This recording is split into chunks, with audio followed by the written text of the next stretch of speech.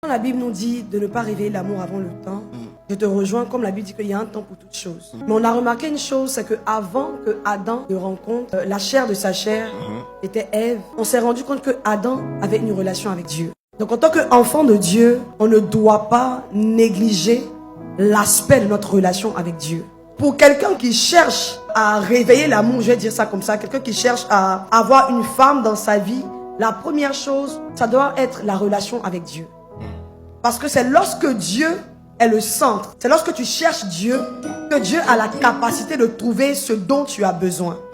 Tout ce dont on a besoin se trouve en Dieu. Donc ta femme, ton mari, ton fiancé se trouve en Dieu. Et toi, tu es aussi en Dieu. Parce que tu as une relation avec Dieu.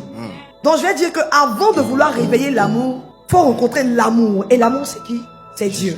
C'est Dieu, c'est Jésus. C'est au travers de Jésus qu'on expérimente l'amour de Dieu. Parce qu'on ne peut pas aimer sans avoir rencontré l'amour. Amen. Donc lorsque tu rencontres Dieu au premier temps, que Dieu, tu fais de Dieu, je vais dire ça comme ça, ton premier mari ou ta première femme, lorsque tu as bâti cette relation avec Dieu, c'est Dieu qui peut t'orienter maintenant et puis te faire signe qu'il y a un vide en toi. Parce que si on a remarqué dans la parole, c'est Dieu qui a dit, il n'est pas bon que l'on soit seul. Donc Dieu est capable de dire, là maintenant, il est temps, il crée la solitude dans ton cœur et il crée maintenant la personne qui va venir vers toi.